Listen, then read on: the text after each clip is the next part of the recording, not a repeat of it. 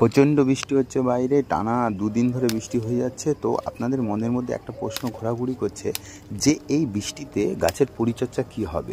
তো এই বৃষ্টিতে গাছের পরিচর্যা হবে, আমাদের চ্যানেলের ভেতরে ভিজিট করে আপনারা দেখে নিতে পারবেন বর্ষাকালের সেরা সার কি। এই সারটি বিভিন্ন জৈব সারের উপাদানে মিশ্রণ করে এই মিশ্র সারটি তৈরি করা। কিছু কিছু গাছে 1 মুঠো, আবার কিছু কিছু গাছে আপনারা 2 মুঠো করে, তবে 2 দিকে 1 কোণায় 1 জায়গায় রাখবেন, ছড়িয়ে দেবেন না। তো এই মিশ্রণ সারটি দেওয়ার পরে এই যেইভাবে আমি দিচ্ছি, যে কোনো গাছ, আপনার যেই গাছটার নেলাখাপা হয়ে রয়েছে আপনি ভালো করে ঝাঁকড়া করতে চান, তো সেই রকম ঝাঁকড়া করার জন্য ওই সারটা গোড়ায় 1 মুঠো দিয়ে উপরে প্রুনিং করে দিন, ডাল ছেটে দিন, কেটে দিন।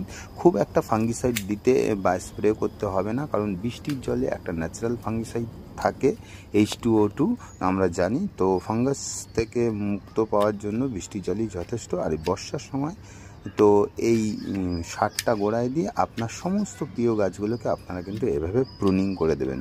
তো ভিডিওটা কেমন লাগলো অবশ্যই কিন্তু জানাবেন। ধন্যবাদ।